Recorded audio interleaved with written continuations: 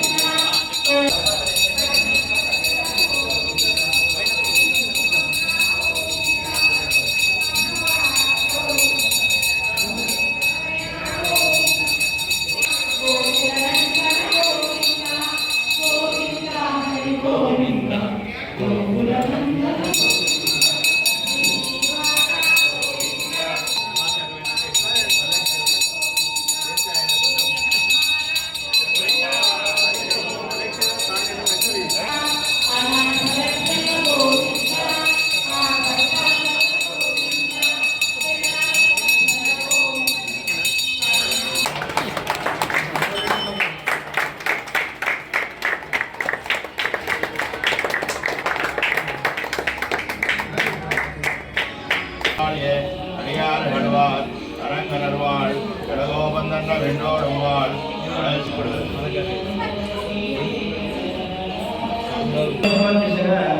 దేవరకోట వెళ్తోంది.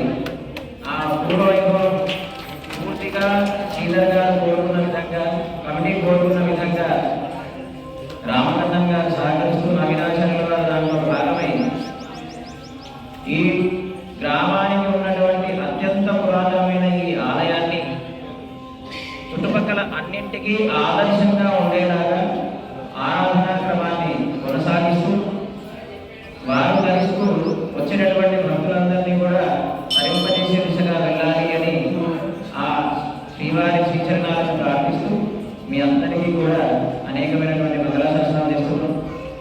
ఇంతవరకు మనకి రామవాడు రాలేదు అనేటువంటి వ్యక్తం ఉంటే, కానీ ఇప్పుడు వచ్చేది కనుక మనందరం కూడా సనాతన మార్గంలో నడుస్తూ భగవదారాధనతో ఆ రాముల వారిని నడిచిన మార్గం చూపిన మార్గంలో నడుస్తూ ఆ శ్రీనివాసుని కృపచేత ఆయుర ఆరోగ్యాలతో ఆనందంగా ఉన్నాం.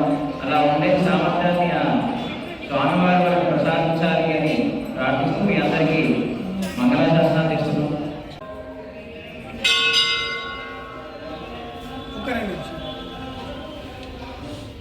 దేవరకోటకు ఈరోజు శ్రీ శ్రీ శ్రీ త్రిదండ రామాంజనేయ స్వామివారు, గంగోత్రి స్వామివారి రావడం జరిగింది.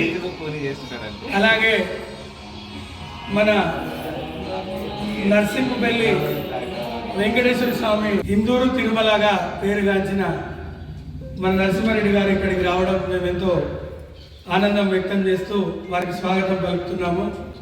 మన ఈ నిర్మల్ దేవరకోట, ఇంత ప్రాచీన దేవరకోటకు మన స్వామివారు ఈసారి 3-4 సార్లు రావడము, నేను చైర్మన్గా ఉన్నప్పుడు వారు రావడం మా పూర్వజన్మ సుకృతంగా భావిస్తూ వారి ఆశీస్సులు ఎల్లవేళలా నాపై ఉండాలని, మన నిర్మల్పై ఉండాలని కోరుకుంటున్నాను.